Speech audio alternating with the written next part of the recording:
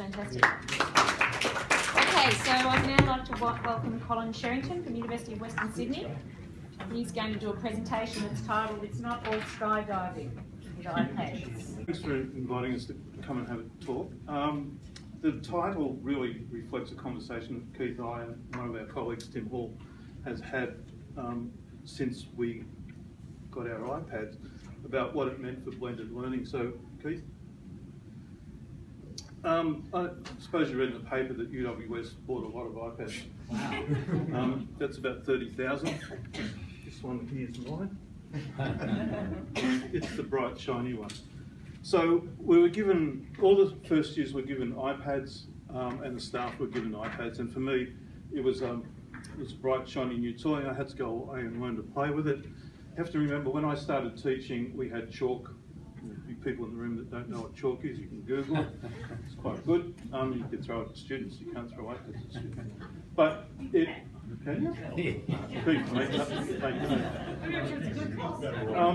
so in part, it also started a joke about Team Dinosaur. So at the same time as this, there was some talk about something called blended learning. I think Sarah mentioned it in the meeting. I'm not sure, I wasn't paying too much attention at the time. But we knew that there was some link between iPads and blended learning, and we should go away and find out what it was.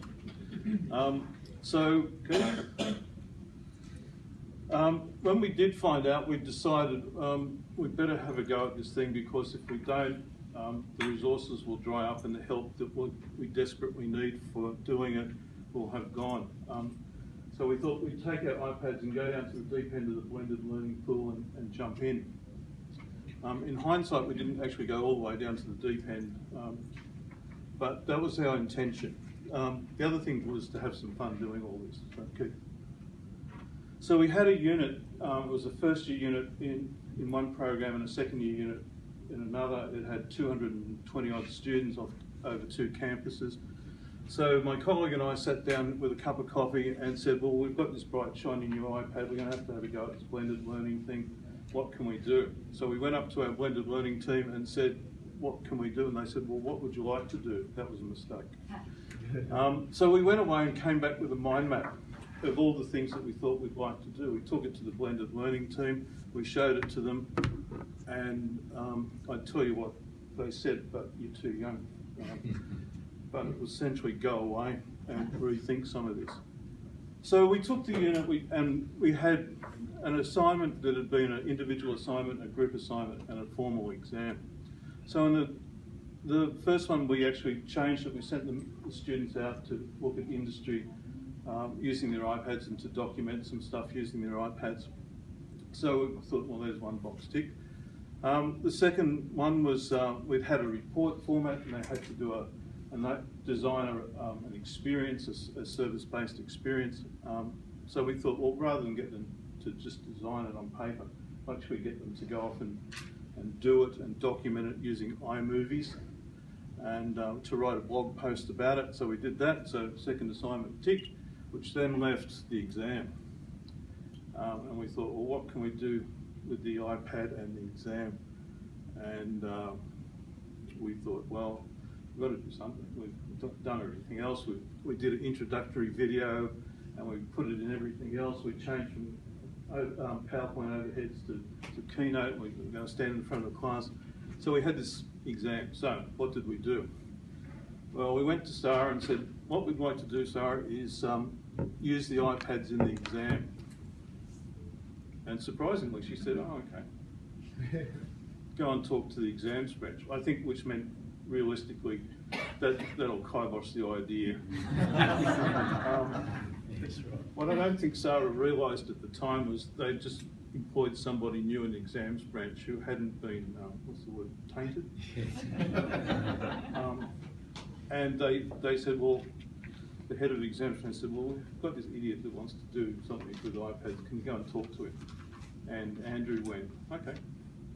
And we sat down and had a conversations, and he said, well, we could have a go, I suppose. We went back to Sarah, and Sarah went, who was busy, there's some social deans, I don't even want that. Yeah, fine, whatever. Keep talking to exams branch. So we did. So in the end, Sarah had to go to the school academic committee and put the idea forward. Now, I have no idea how she got it through, but she did. Do you want to tell us what sort of spell you wove over them? Or? Well, the school academic committee was fairly straightforward, as was our DVCA, who was keen for us to try new things with the iPad initiative. But we had a lot of resistance from the other deputy deans around in other schools. And in the end I said, it's just one unit, it's a pilot, we've got a plan B. We didn't, but that was the skydiving We didn't part. have a plan A, too. So I sat down with Andrew from Exam Strange. We came up with a whole lot of protocols. I wanted to keep it light and funny because it was going to the students. Others wanted to have all sorts of references to academic policy and rules and stuff. So it came down to a combination of both. So there was instructions to the students like it's not the best time to update your Facebook status, or don't email your mum unless she's read the textbook, and then there was stuff about the policy as well. It probably is the most watched exam in all history. We did interviews with a group of students beforehand.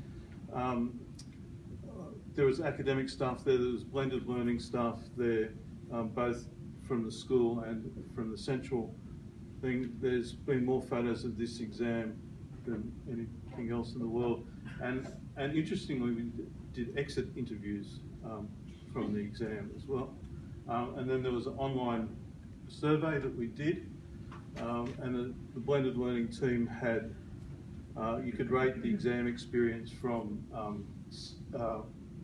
awful to awesome, and the second one was fully sick bro, which is what we got. So in my performance review this year, it's got fully sick bro, so I'm fairly happy with that. So there's room for improvement. The student feedback was incredibly positive. There was the initial things, oh, how fantastic, you know, you can cheat, you can email friends and all that sort of stuff. Then I think the realisation set in that wasn't going to happen as easily as they thought. The only two negative comments we had back was from a HD student who said, I now have to be on my game better because others will have prepared, which I found really interesting. And one of the invigilators said, some of the laptops take up a fair bit of space on the desk, don't they?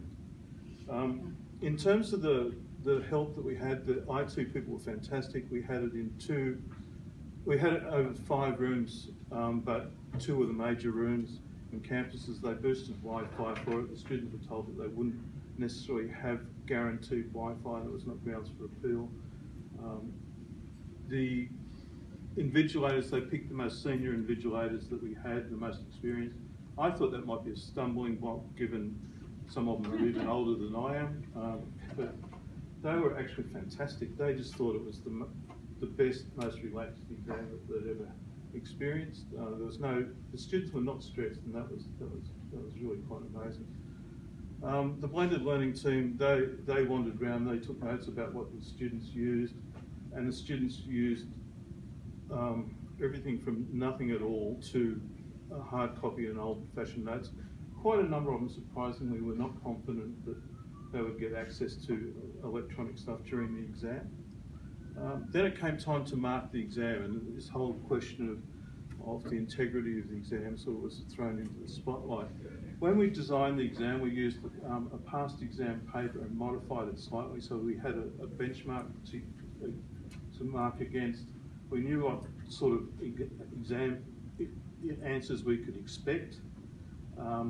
We also knew how long it would take, and we knew that it would take the full 2 hours for the exam. There was not time to go off and research stuff. In terms of the marking of it, there's a couple of things that sort of came out. The answers are not generally better. The quotes are probably more accurate. And the surprising one for me was that there was a few students who left whole questions blank. Now, in one of the questions to test it, we'd actually had it structured so even if you had gone to something like Wikipedia, you would have got a couple of marks. You wouldn't have passed the question, but you would have got some marks. And it surprised me that they didn't do that. we're about to do the exam again from a summer school, and that's next Wednesday. The students are much more relaxed about it. So from that point of view, I think it's quite good. So what did we sort of get out of it? Dive in the deep end, have a go at all this sort of stuff.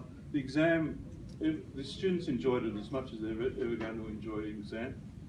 I think it was educationally sound. I can't see any evidence of cheating in it that comes up. They did have to handwrite it. That was one of the trials that we did, so they couldn't cut and paste. We'd like to advance that next time. But they did have, absolute open access to the net. I think it was a small step. It has attracted more attention than I expected. I think it offers huge potential, and there's quite a number of things that we'd now like to try. One of the things that came out of for me as an academic is that the professional staff were just fantastic. They were fun to work with. They were that's why they're called the professional staff. I think we're the unprofessional staff, but they were just brilliant. Particularly our blended learning team and the exam stream, and we had fun doing it. That was important. So, Keith. So, do we like our iPads? Yes. This was Tim and I in Vietnam on a student mobility tour. We don't put them down too often now. We love them, and this was a stage shot for to get some publicity for our iPad initiative. So, yeah, thanks. Fantastic. Thanks, Colin.